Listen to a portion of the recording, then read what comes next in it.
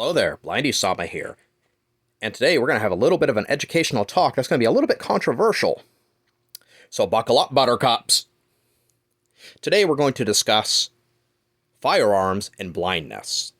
The thing on the far left, that is my mobility cane. There are many like it. That one is mine. Or one of them.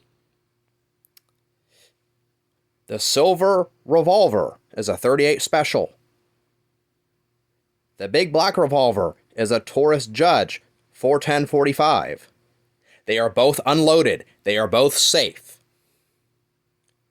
So for those of you out there who are really big about safety, they are completely unloaded. Yes, to the left of the silver revolver, there is a hollow point .38 special cartridge to show you what it uses. To the right of the Taurus Judge is a black self-defense cartridge, a .45 long Colt hollow point cartridge with a polymer tip, and a .410 buckshot cartridge. So, blindness and firearms. The first time I shot a firearm, I was 4 years old sitting on my daddy's lap, and we lived in a small town in Maine. Mind you, highly supervised, sitting on his lap. So I've been around guns off and on most of my life. So here's what I have to tell you. Number one, if a blind person with proper training and or experience owns firearms or utilizes them for specific purposes, don't tell them that they shouldn't or can't, because they can.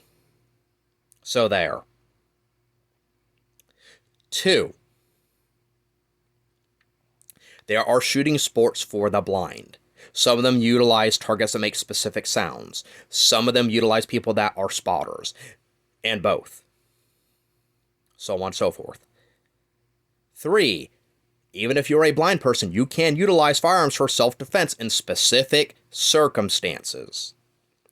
I.e., if you are inside of your own home and you are no way, shape, or form worried about harming another human being with the firearm of your choice, and you know the layout of your house specifically, and you are careful about the type of ammunition you're using and the type of firearm that you're utilizing, you can defend your home with a firearm still, being totally blind even. Probably in very close quarters, seeing as most circumstances inside of the household in which a firearm is utilized is 2 to 5 feet away.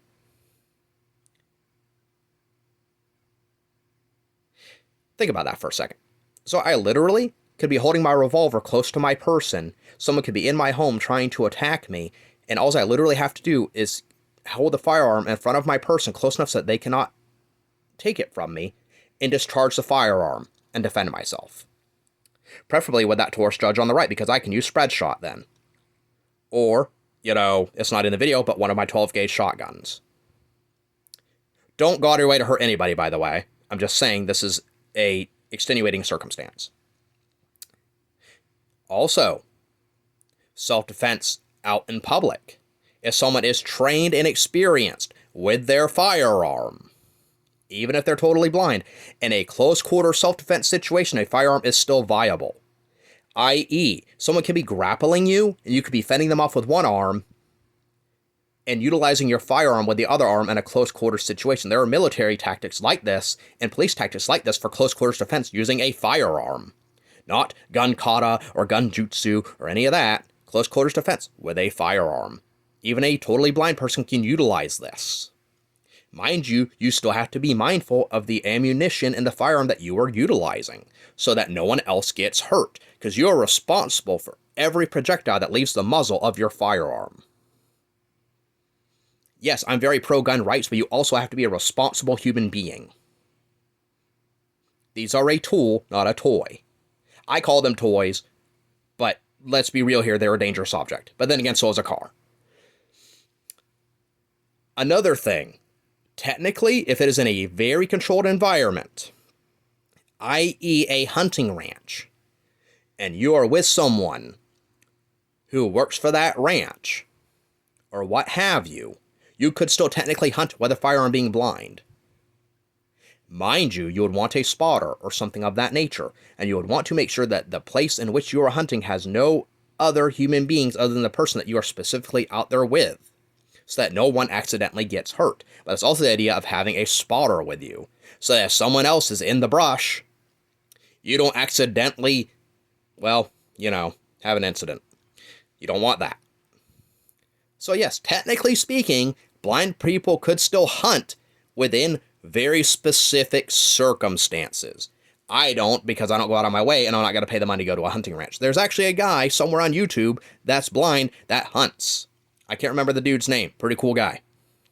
Also, as far as shooting sports go, back to that. The blind surfer, Pete Gustin, cool dude, watch his stuff. He goes to the shooting range and does shooting sports. There's also a gentleman who lost his eyesight once upon a time. He made this cool scopy camera thing that scans a specific colored target, and it beeps and he shoots the target. Pretty cool stuff.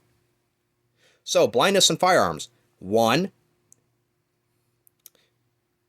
would be to say that you need to be properly trained and have plenty of experience, depending on what you're doing with said firearm. In two, don't be an idiot. 3, safety, safety, safety, safety, safety, safety, safety, safety, safety. 4, for those of you who aren't comfy with the idea of blind folks having firearms, I get it, you don't understand it, but that's why I'm making this video. Maybe you'll be a little bit more educated and you won't accidentally be an ableist. Have a nice day and be safe.